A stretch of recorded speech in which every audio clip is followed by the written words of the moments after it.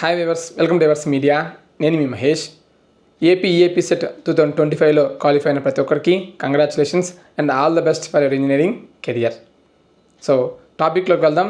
అందరూ అడుగుతున్నారన్నమాట, VR Siddhartha engineering కాలేజ్లో సీట్ రావాలి అంటే నాకు ఎంత ర్యాంక్ రావాలి అని అడుగుతున్నారు.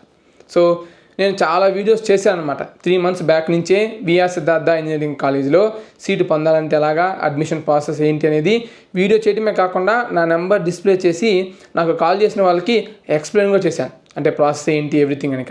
సో విఆర్ సిద్ధార్థ అనేది మనకి సిద్ధార్థ యూనివర్సిటీ అయిందనమాట. ఇంజనీరింగ్ కాలేజ్ కాదు, ఇప్పుడు యూనివర్సిటీ, అది కూడా deemed to be university. So deemed to be యూనివర్సిటీస్కి ఏపీ ఎంసెట్ అనేది ఎలిజిబిలిటీ ఉండదు. కేఎల్యు, విజ్ఞాన్, గీతం ఎలా అయితే డీమ్డ్ టు బి యూనివర్సిటీస్ అవుతాయో, సిద్ధార్థ కూడా deemed to be university. So EAMCET eligibility లేదు.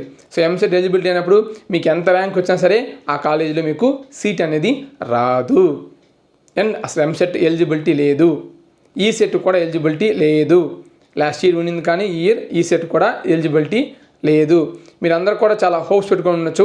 ఆల్రెడీ చాలామంది క్లారిటీ ఇచ్చాం, ఇప్పుడు ఇంకా అడుగుతున్నారు, అంటే రిజల్ట్స్ వచ్చాయి కాబట్టి రిజల్ట్స్ వచ్చిన తర్వాత నాకు ఇంత ర్యాంక్ వచ్చింది, నాకు ఈ కాలేజీ సీట్ వస్తుందా అండ్ ఏ బ్రాంచ్ వస్తుంది అడుగుతున్నారు కాబట్టి మీకోసం ఈ వీడియో చేస్తున్నాను.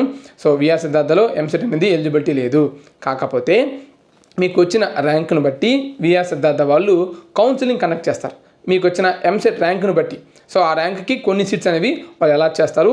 సో మీకు ఇంకేమైనా ఇన్ఫర్మేషన్ కావాలనుకున్నా సరే డైరెక్ట్గా విఆర్ సిద్ధార్థకి వెళ్ళి చెక్ చేసుకోండి.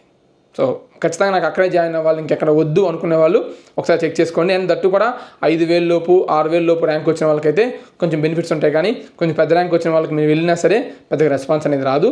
ఇఫ్ ఇన్ కేస్ నాకేమైనా అప్డేట్స్ వస్తే నేను ఖచ్చితంగా ఆ యొక్క కాలేజ్ గురించి నేను మీకు అప్డేట్స్ అనేవి ప్రొవైడ్ చేస్తాను. ఎంసెట్ మెంటర్షిప్ కోసం మాకు పర్సనల్గా కాల్ చేస్తున్నానండి. అదే నెంబర్కి కాల్ కాకుండా వాట్సాప్ ద్వారా మీరు పింక్ చేస్తే మాకు కొంచెం ఈజీగా ఉంటుంది. సో మీకు ఖచ్చితంగా ఎవరికైతే మెంటర్షిప్ కావాలనుకున్న వాళ్ళు ఖచ్చితంగా మీరు మాకు పింక్ చేయొచ్చు. మేము ఖచ్చితంగా మీకు మా సర్వీస్ అనేది ప్రొవైడ్ చేస్తాం. ఆ యొక్క payment screen shot and rank card అన్నీ కూడా తీసుకొని మీకు కావాల్సిన బ్రాంచెస్ ఏంటి అనేది డీటెయిల్స్ తీసుకొని అది కూడా మీ కేటగిరీ పరంగా మీకు ఒక లిస్ట్ అనేది ప్రిపేర్ చేసి మీకు ప్రొవైడ్ చేయడం జరుగుతుంది. అన్ని కాలేజ్ గురించి తెలుసుకోండి. ఎంసెట్ కౌన్సిలింగ్ చాలా జాగ్రత్తగా పెట్టుకోండి. రైట్ కాలేజ్, రైట్ బ్రాంచ్ ఎంచుకుంటానని మనస్ఫూర్తిగా కోరుకుంటూ థ్యాంక్ యూ.